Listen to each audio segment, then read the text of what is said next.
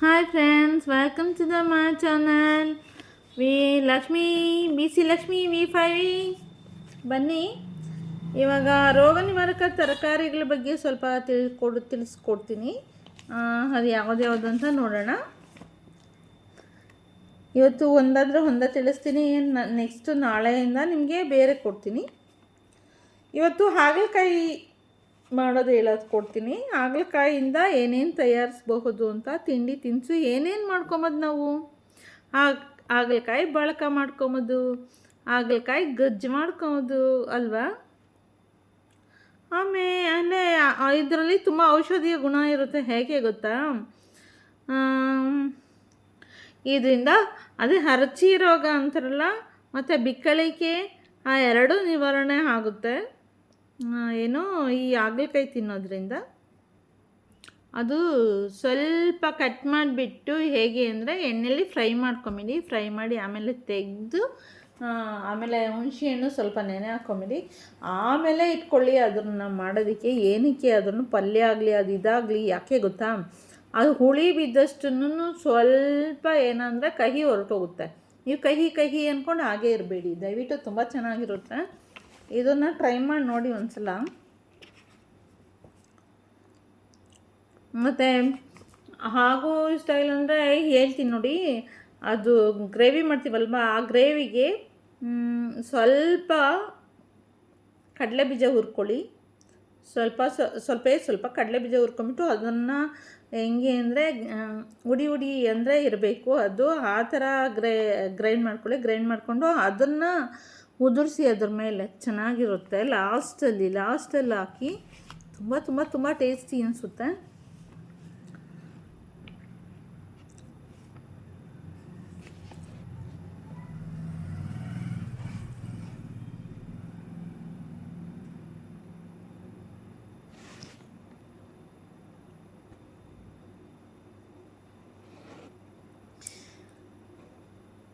ಇದು ಪ್ರತಿದಿನ ತೊಗೊಳೋದು ಒಳ್ಳೆಯದು, ಬಟ್ ಪ್ರತಿದಿನ ತಿನ್ನೋಕ್ಕಾಗಂದರೆ ವೀಕ್ಲಿ 2 ಡೇಸ್ ಆದರೂ ತೊಗೊಳ್ಳಿ, ಒಳ್ಳೆಯದಾಗುತ್ತೆ. ಮತ್ತು ಇನ್ನೊಂದು, ದಪ್ಪ ಇರ್ತಾರಲ್ಲ, ತುಂಬ ದಪ್ಪ ಅನ್ನೋರು, ಅವರು ಡಯಟ್ ಏನೇನು ಹೋಗ್ತಾರಲ್ಲ, ಆ ಡಯಟ್ ಎಲ್ಲ ಮಾಡೋ ಬದಲು ಈಗ ಈ ಥರ ಪಲ್ಯ ಮಾಡ್ಕೊಂಡು ತಿಂದರೆ, ಈ ಥರ ಗ್ರೇವಿ ಮಾಡ್ಕೊಂಡು ತಿಂದರೆ, ಇದರಿಂದನೇ ಅವ್ರಿಗೆ ಸ್ಥೂಲಕಾಯ ಕರಗುತ್ತೆ. ಅದು ಅರ್ಥ ಮಾಡ್ಕೊಳ್ರಿ. ಸ್ವಲ್ಪ ತೂಕ ಕಮ್ಮಿ ಆಗುತ್ತೆ. ಬಿಕಾಸ್ ಅದರಿಂದ ತುಂಬಾ ಹೆಲ್ದಿಯಾಗೂ ಇರ್ತೀರ, ಹೆಲ್ದಿ ಫುಡ್ ತಿನ್ನಂಗೂ ಇರುತ್ತೆ. ನಮಗೆ ಒಂದು ಇದಿರುತ್ತೆ, ರೋಗ ನಿರೋಧಕ ಶಕ್ತಿ ಕೂಡ ಇದು ಉತ್ಪಾದನೆ ಮಾಡಿ ಕೊಡ್ತದೆ ನಮ್ಗೆ. ಆ ಒಂದು ಇದರಿಂದ ನಾವು ತೊಗೊಳ್ಲೇಬೇಕಾಗುತ್ತೆ. ಹಾಗಲಕಾಯಿ ತೊಗೊಳೋದ್ರಿಂದ ರೋಗ ನಿರೋಧಕ ಶಕ್ತಿ ಹೆಚ್ಚಾದರೆ ನಮಗೆ ಎಂಥ ಕಾಯಿಲೆ ಬಂದ್ರೂ ಅದು ಬೇಗ ಓಡಿಸ್ಬೋದಲ್ವಾ. ಇಲ್ಲ ಅಂದರೆ ಎಲ್ಲ ಡಾಕ್ಟ್ರು ಅಂತ ಕುತ್ಕೊತೀವಿ, ಅದಕ್ಕೂ ರೆಸ್ಪಾನ್ಸ್ ಮಾಡಲ್ಲ ಒಂದೊಂದ್ಸಲ, ಗೊತ್ತಲ್ವಾ. ಇದು ಗೊತ್ತಿದ್ದೇ ನಾವೆಲ್ಲನೂ ಅದಕ್ಕೆ ಫಸ್ಟೇ ನಾವು ಮನೆಯಲ್ಲೇ ಏನೇನು ಬೇಕೋ ಅದು ಮಾಡ್ಕೊಳ್ಳೋಣ. ನೋಡಿ, 1 ಲೋಟ ಹಾಗಲಕಾಯಿ ರಸದೊಂದಿಗೆ 1 ಚಮಚ ನಿಂಬೆ ರಸ ಹಾಕಿ, ಅಂದರೆ ಕಹಿ ಇರುತ್ತೆ, ಇರಲ್ಲ ಅಂತ ಹೇಳಲ್ಲ. ಮತ್ತು ಅರ್ಲಿ ಮಾರ್ನಿಂಗು ಖಾಲಿ ಹೊಟ್ಟೆನಲ್ಲಿ ಕುಡೀರಿ.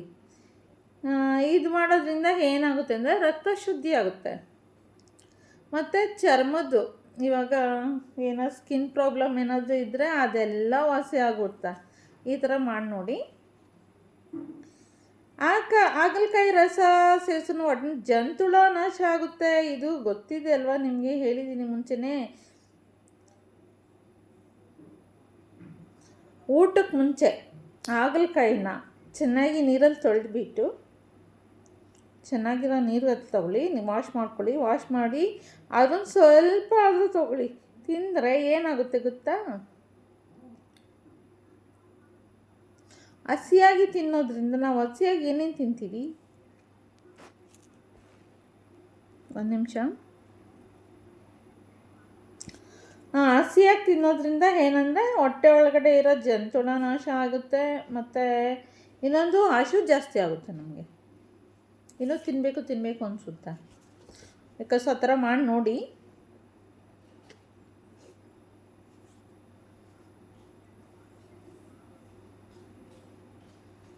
ಮತ್ತು ಮೊಡವೆ ಯಾರ್ಯಾರ ಮುಖದಲ್ಲಿ ಮೊಡವೆ ಜಾಸ್ತಿ ಅಂತಿರ್ತಿರಲ್ಲ, ಅವರೆಲ್ಲ ಹಾಗಲಕಾಯಿ ರಸನ ಹಚ್ಕೊಳ್ಳಿ. ಆ ಮೊಡವೆ ಆದಷ್ಟು ಬೇಗ ನ್ಯಾಚುರಲ್ ಅಲ್ವ ಇದು ಮಾಡ್ಕೊಳ್ಳಿ. ಮತ್ತು ಮೂಲವ್ಯಾಧಿ ಅಂತಾರಲ್ಲ, ಅದರಿಂದ ಯಾರಾದರೂ ನಳ್ತಿದ್ರೆ ದಯವಿಟ್ಟು ಅವ್ರು ತೊಗೊಳ್ಳಿ. ಆ ಮೂಲಂಗಿ ತಿನ್ನೋದು ಒಳ್ಳೆಯದೇ. ಬಿಕಾಸ್ ಅವರು ಇದ್ರನ್ನೂ ತೊಗೊಳ್ಳಿ. ಇದು ತೊಗೊಂಡು ಮಜ್ಜಿಗೆ ಹಾಗಲಕಾಯಿ ನೋಡಿ, ಮಜ್ಜಿಗೆ ಸೇರಿಸ್ಬೋದು ಇದ್ರ ಜೊತೆಗೆ, ಏನು ತಪ್ಪಿಲ್ಲ. ಬೆರೆಸಿ ತೊಗೊಳ್ಳಿ. ಅದೇ ಉರಿ ಊತ ಅದೆಲ್ಲ ಕಮ್ಮಿ ಆಗುತ್ತೆ. ಓಕೆ.